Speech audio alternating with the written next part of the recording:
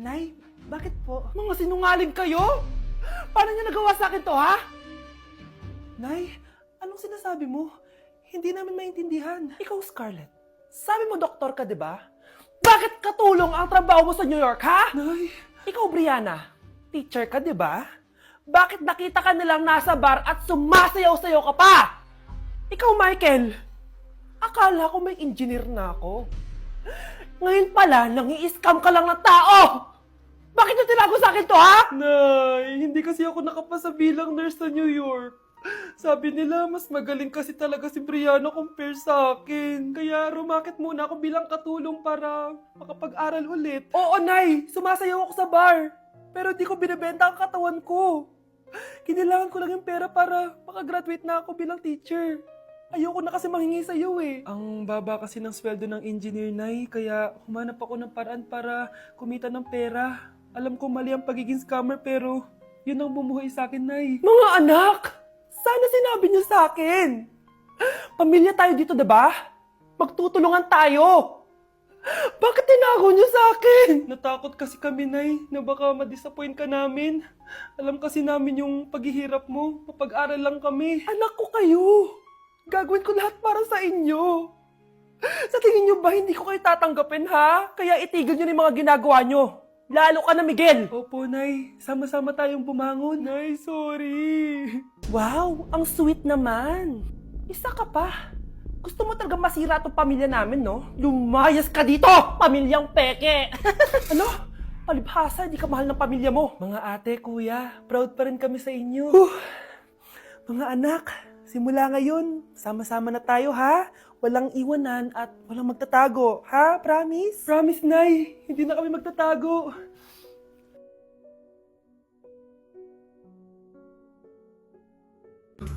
Hoy, huwag kayong maingay May gagawin ako. Sinasabi ko sa inyo. Happy New Year, family! Nay, may sasabog! And friend, ha? Punyeta naman! Kita nyo naman ginagawa ko, diba? Isa pa. Happy New Year! A few moments later. Sabi daw anak, kapag tumalon ka sa New Year, tatangkad ka daw. Talaga po, Nay. Susubukan ko po. Anak, sabi dito fake news lang pala. Para di naman ako tumangkad Napilay lang ako. 1 hour later. Ay, kagwapong bata naman neto. O, etong sa'yo. Happy New Year. Happy New Year, Mare. Oo. Para sa anak mo. Ako muna magtatago. Sige na, alis ka na. Sige. Kakain na tayo. Sige po, Nay. Ops, aayusin ko muna. Kukuha na ako, Nay. Teka lang, pipicturan ko pa. Kukuha na ako, Nay. Magdadasal muna, ha? Brownout! Anak, wag mo nakakainin yan. Yan bumalik na. Magtawala na to! Hi, Nay. Gusto ko lang maging malinaw sa inyo na dito sa klase ko, ako ang nasusunod. Naintindihan? Ma'am, ito po yung assignment ko. Anong klaseng assignment to? Parang ginawa lang ng bata. Mababa lang grades mo dito, ha? Pinaghirapan ko yung assignment na yan. Sino ang pambansang bayani natin? Ma'am, Scarlett. Ang pambansang bayani natin ay si... Oops! Napakabagal mo sumagot. Ang pambansang bayani natin. Straight to the point ang kailangan ko sagot. Ayusin yung sumagot, ha? Hindi na kayo elementary. Opo, ma'am. Pinayagan ba kita kumain sa loob ng klase ko? Ma'am. Akin na yan. Kung ayaw niyong binabastos kayo, wag niyo akong bastusin. Oo, be. Kain tayo sa labas mamaya, ha? Hala, galit na si ma'am. Umalis lang ako saglit, ganyan na kayo. First meeting pa lang natin, pinapakita niyo ng mga ugali niyo. Buti pa yung kabilang section, tahimik lang. Kayo na ata ang worst section na napuntahan ko. Kung kami ang worst section, ikaw ang worst teacher. Sorry po, ma'am. At dahil dyan, bibigyan ko kayo ng maraming assignment. Ma'am? Oh, Scarlett, kamusta ka? Sana ikaw na lang ulit teacher namin. Ang sungit ng bago naming teacher Hayaan mo. Next quarter, ako na ulit ang magiging teacher nyo. Talaga, ma'am? Thank you, Lord! Babe, saan mo kayo delete sa Valentine's? I-delete kita sa kwarto, babe. Para kanta nga, babe! Babe, buntis ka ba? Babe, Hoy! Anong buntis? alay, wala to! Siguraduhin mong hindi ka buntis, ha? Bata mo pa. Sige po, Nay. Babe, kailangan mo na magpa-check. Babe, okay ka lang? Nasusuka ako, babe. Punta na tayo sa doktor, babe. A few moments later. Lumabas na yung resulta at congrats! Positive kayong dalawa. Ha? Positive? So buntis ako? Babe, paano na to? Hindi pwede to. Hindi pa ako ready maging tatay. Sarili ko nga di ko maalagaan. Baby pa kaya? Patay ako sa nanay ko. Hindi ka buntis. Di ako buntis. Pinakaba mo ako, Dok? Sabi mo positive ako. Positive ka sa COVID. Dok, di positive din ako sa COVID. Hindi ka positive sa COVID. Saan po ako positive, Dok? Congrats! Buntis ka! Pakainit. Nay! Anong ginagawa mo dyan? Pinapainit ko lang tulutuan natin. Uso kasi to, anak. Uso, Nay? Bakit di na lang doon sa kusina? Sa sobrang init ng Pilipinas ngayon, ayan, pwede ka na magluto. Di ba? Tipid sa gas. Grabe! Ang talino mo, Nay. Makakatipid na ako neto. Anak, check mo nga dyan yung sinain ko. Okay na po to, Nay. Ano ba naman tong batang to? Tanghali na nakahilata pa din. Kala mo siya nagbabayad ng kuryente. A few moments later. Napakainit. Sinagpatay na electric fan. Ang init na nga sa Pilipinas, tapos papatay pa electric fan eh. Tay, ano yan? Ice coffee? Mainit na kape to, anak. Mainit na kape? Ang init na nga sa Pilipinas eh. Ang perfect nga nito, anak eh. Kasi mainit tapos mainit, di ba? Negative times negative equals positive. Perfect nga, Tay. Enjoy. Hala! Late na ako! Ano to? Sinuspindi na ang face-to-face classes sa ilang paaralan sa bansa dahil sa sobrang init. Yes! Makakatulog pa ako ulit! Ay, sa wakas, makakaligo na rin ako!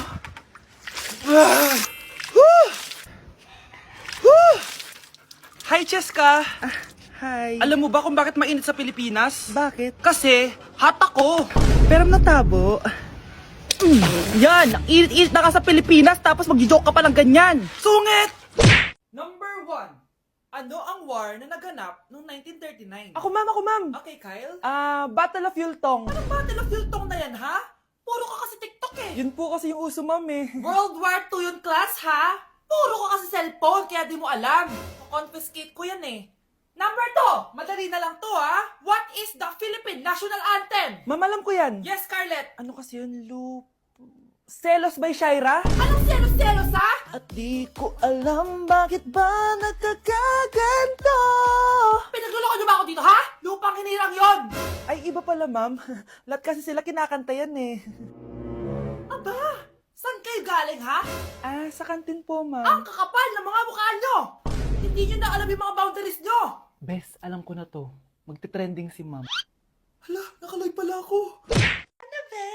Be, boyfriend ko nga pala. Ang pogi, no? Hi, Scarlett. Pogi ba yan? Mukhang talampakan. Oo, be. May itsura siya. O, diba? Mukhang Korean.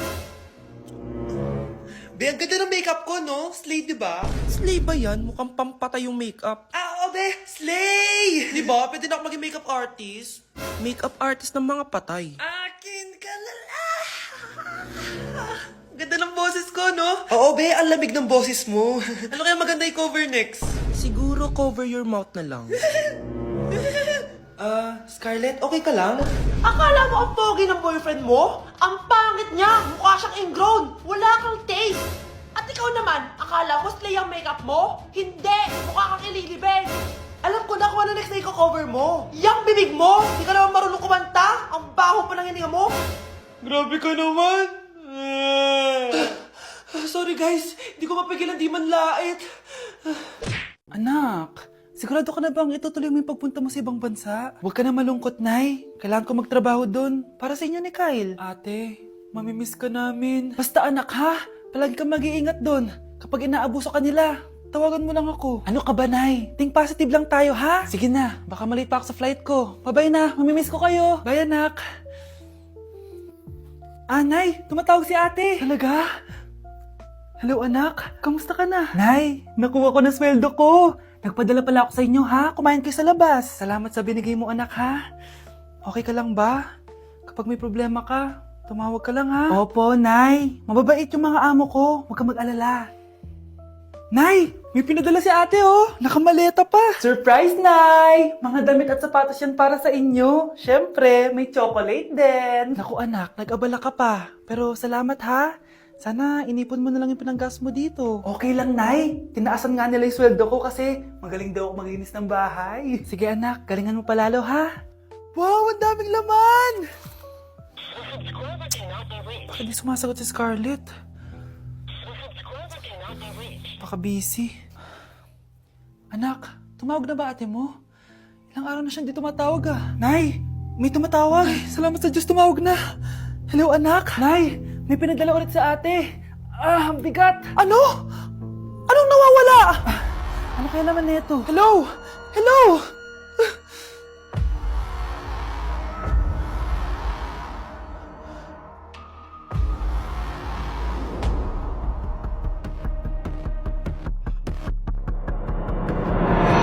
Anak! Umagang-umaga, cellphone agad hawak mo? Tignan mo ito napanood ko. Huwag mag-cellphone agad pagkagising mo sa umaga kasi pinapataas mo lang ang stress levels mo. Ano ba naman yan, Nay? Oh, doktor na may sabi ha. Tigilan mo na yan. Ah, maniniwala pala tayo sa doktor. Sige. Grabe ang init. Paniligo na nga ako. Nay, may napanood ako oh. Kung may nagsabi sa'yo na dapat kang maligo araw-araw, isang malaking kasinungalingan yan. Oh, sabi ng doktor, Nay, bawal daw maligo araw-araw. Ba't ka naliligo? Oh, sige, di na ako maliligo.